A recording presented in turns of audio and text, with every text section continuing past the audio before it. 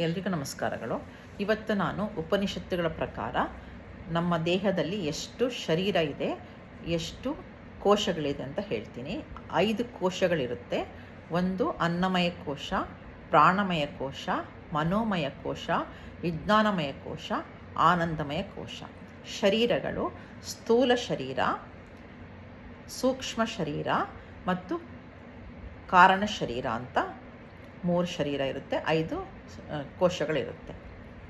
ಈ ಸೂಕ್ಷ್ಮ ಶರೀರ ಮತ್ತು ಕಾರಣ ಶರೀರ ಜೀವ ಒಂದು ಸತ್ತ ನಂತರ ಅವೆರಡು ಹೊರಟು ಹೋಗ್ಬಿಡುತ್ತೆ ದೇಹದಿಂದ. ಈ ಕಾರಣ ಶರೀರದಲ್ಲಿ ನಾವು ಮಾಡಿದ ಎಲ್ಲ ಕರ್ಮಗಳು ಇರುತ್ತೆ. ಹಾಗಾಗಿ ಆ ಕಾರಣದಿಂದ ನಮಗೆ ಈ ದೇಹ ಬಂದಿರುತ್ತೆ. ಪ್ರಾಣಿ ದೇಹನೂ ಬರ್ಬೋದು, ಮನುಷ್ಯ ದೇಹ ಬರ್ಬೋದು, ಏನೇ ಬಂದರೂ ಕೂಡ ನಾವು ಮಾಡಿದ ಕರ್ಮಗಳ ಮೇಲೆ ಆ ಕಾರಣ ಶರೀರದಲ್ಲಿ ಎಲ್ಲ ಅದು ಸ್ಟೋರ್ ಆಗಿರುತ್ತೆ. ಹಾಗಾಗಿ ನಮಗೆ ಮುಂದಿನ ಜನ್ಮ ಬರುತ್ತೆ. ನಮಗದೆಲ್ಲ ಅದರಿಂದ ನಾವು ಏನೇ ಕರ್ಮಗಳನ್ನು ಅನುಭವಿಸಬೇಕು. ಇದು ಶರೀರ ಮತ್ತು ಕೋಶಗಳ ವಿಶ್ಲೇಷಣೆ. Thank you. ಧನ್ಯವಾದಗಳು.